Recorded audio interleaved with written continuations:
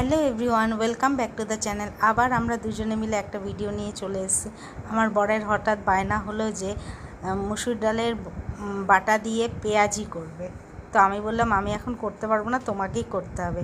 ও কিন্তু ভালো কুক, কারণ আমরা বিয়ের পর দুজন এইভাবে রান্না শিখেছি। আর বাইরে চলে গেছিলাম লন্ডনে, তাই জন্য আমাদের এক্সপেরিমেন্টটা ভালোই হয়েছিল।